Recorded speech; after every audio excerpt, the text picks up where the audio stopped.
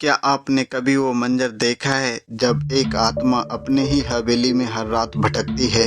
एक ऐसी आत्मा जिसने अपने ही घर वालों से मिली बेवफाई का खौफनाक बदला लिया। ये कहानी एक सुनसान गांव की, जहां एक पुरानी लेकिन भव्य हवेली थी और उस हवेली में रहते थे राम दयाल और उनकी धर्मपत्नी गीता देवी। कई सालों बाद उनका बेटा अमन और उसकी पत्नी निशा शहर से वापस लौटे, क्योंकि उनका बिजनेस बुरी तरह से तबाह हो चुका था और पास कुछ भी नहीं बचा था।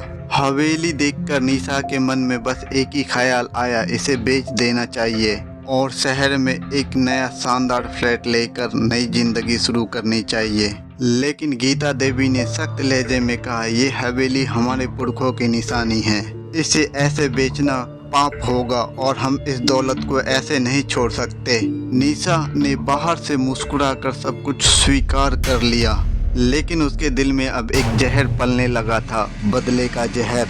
दोस्तों, आपके सपोर्ट की ज़रूरत है, प्लीज़ हेल्प करो यार, सब्सक्राइब करो, शेयर करो, लाइक करो प्लीज़ दोस्तों। एक दिन जब राम दयाल बाहर के लिए निकले, तभी निशा ने अपने इरादे को अंजाम देने का मौका देख लिया। रसोई में अकेली खड़ी गीता पर निशा ने अचानक पीछे से वार किया और कुछ ही पलों में उसने अपने ही सास को अपने हाथों से मार डाला। अमन को सारी सच्चाई बता दी गई, लेकिन उसने एक भी शब्द नहीं कहा, जैसे वो पहले से ही सब कुछ जानता हो और इसे स्वीकार कर चुका हो। गीता की मौत के कुछ ही दिनों बाद दोनों ने हवेली को बेचने की तैयारी शुरू कर दी। जल्द ही सौदा हो गया और वो गांव छोड़कर शहर चले गए बिना पीछे देखे। जब राम दयाल वापस लौटे तो देखा हवेली वीरान थी और बीबी गीता कहीं नहीं थी। सिर्फ बिखरा सामान था और सन्नाटा जो सब कुछ कह रहा था।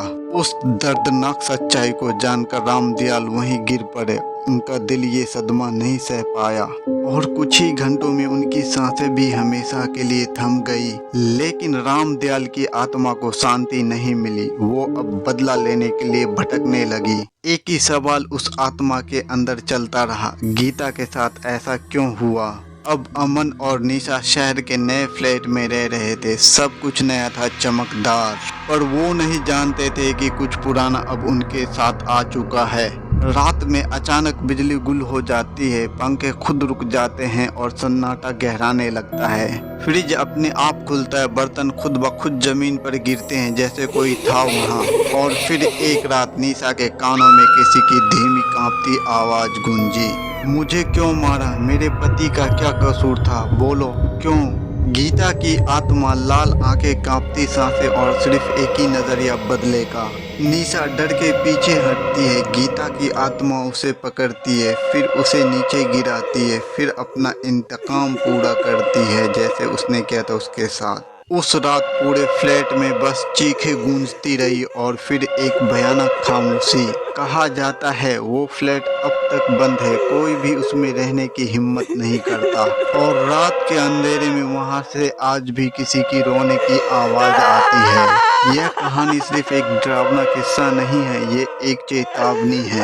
निशा हड़बड़ा कर उठी, वो एक सपना था, बहुत डरावना सपना। वो बालकोनी में आई, नीचे सब हंसी मजाक कर रहे थे जैसे कुछ हुआ ही नहीं। निशा अपने मन में, लालच से सिर्फ नुकसान होता है, अब मैं सब ठीक करूंगी।